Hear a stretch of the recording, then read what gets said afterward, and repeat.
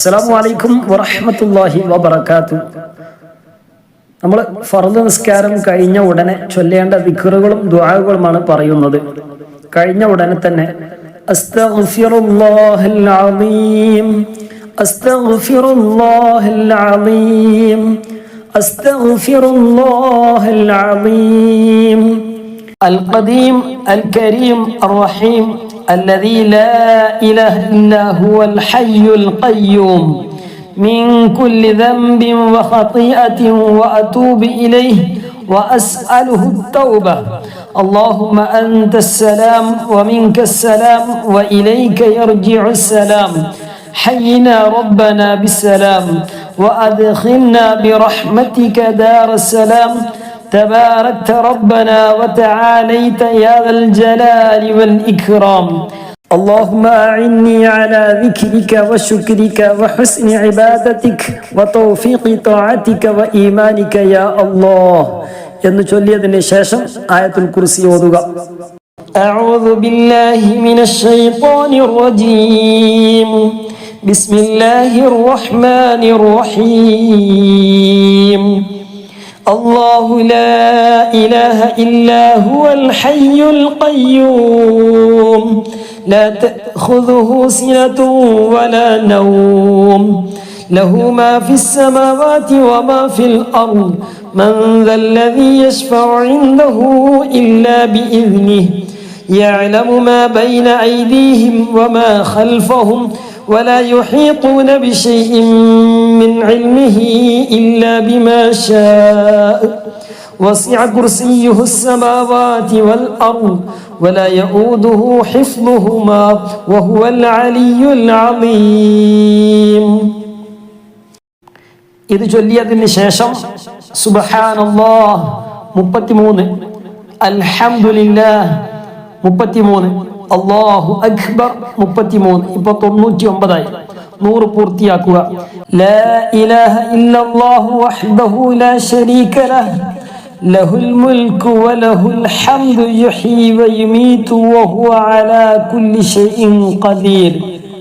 اللهم لا مانع لما أعطيت ولا معطي لما منعت ولا راد لما قضيت ولا مبدل لما حكمت ولا ينفع ذا الجد منك الجد.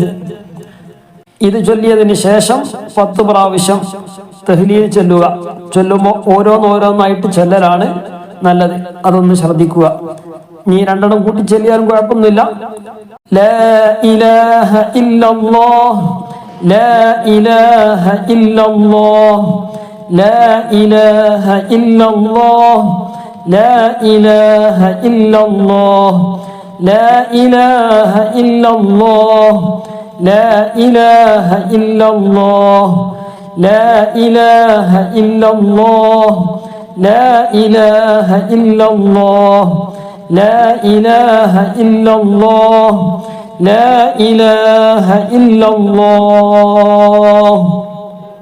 ഇനി സുബ്ഹി നിസ്കാരത്തിന്റെയും മഗ്രിബ് നിസ്കാരത്തിന്റെയും ശേഷം അസ്തഗ്ഫിറുല്ലാഹൽ അസീം, അസ്തഗ്ഫിറുല്ലാഹൽ അസീം, അസ്തഗ്ഫിറുല്ലാഹൽ അസീം. ലാ ഇലാഹ ഇല്ലല്ലാഹു വഹ്ദഹു ലാ ശരീക ലഹ് ലഹുൽ മുൽക്കു വലഹുൽ ഹംദു യുഹ്യി വയുമീതു വഹുവ അലാ കുല്ലി ഷൈഇൻ ഖദീർ എന്ന് 10 പ്രാവശ്യം ചൊല്ലുക. അതിനുശേഷം അല്ലാഹുമ്മ അജിർനി മിനൻ നാർ, അല്ലാഹുമ്മ അജിർനി മിനൻ നാർ, اللهم أجرني من النار، اللهم أجرني من النار، اللهم أجرني من النار، اللهم أجرني من النار، اللهم أجرني من النار എന്ന് 7 പ്രാവശ്യം ചൊല്ലുക. അജിർനി, അജിർ എന്ന് പറയുന്നത് നല്ലത്. اللهم أجرني من النار ആ രൂപത്തിൽ ചൊല്ലുക.